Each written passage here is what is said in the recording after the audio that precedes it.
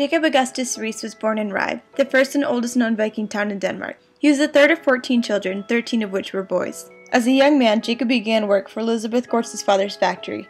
In that time, he fell deeply in love with Miss Gortz. He later proposed to Elizabeth, who had little choice but to reject him since her father found him too common a man.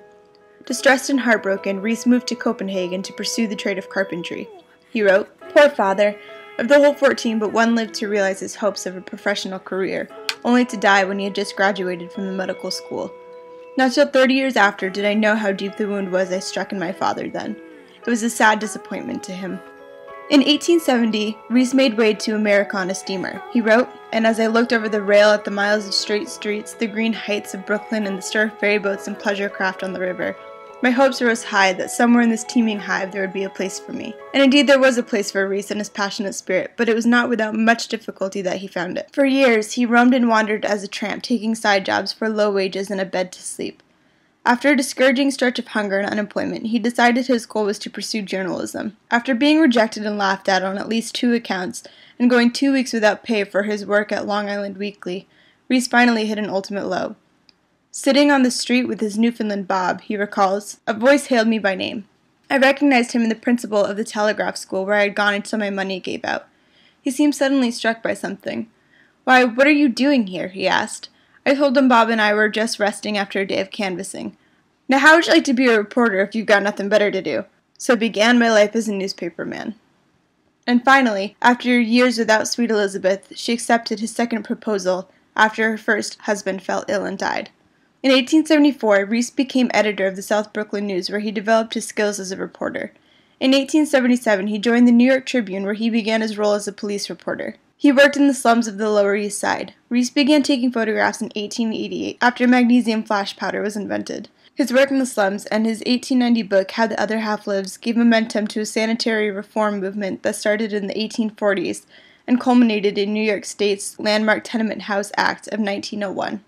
According to photojournalism, a professional's approach, for Riis, the photograph had only one purpose: to aid in the implementation of social reform. Riis was fighting for better housing, sanitation, and community rebuilding. He encouraged middle and upper-class citizens to act, and believed that showing how the other half lives would aid in social change.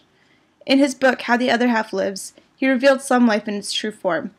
Riis wrote about the slum conditions for years before the photograph, but it had little effect on the public. He says, "Leaving the elevated railroad where it dives under the Brooklyn Bridge at Franklin Square, scarce a dozen steps will take us where we wish to go. With its Russian roar echoing yet in our ears, we have turned the corner from prosperity to poverty.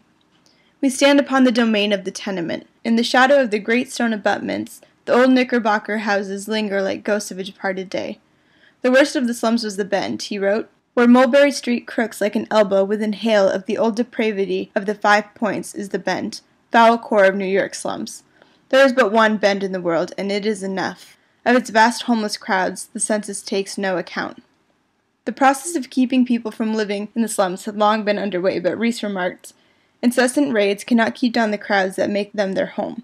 In the scores of back alleys, of stable lanes and hidden byways, they share such shelter as the ramshackle structures afford with every kind of abomination rifled from the dumps and ash barrels of the city."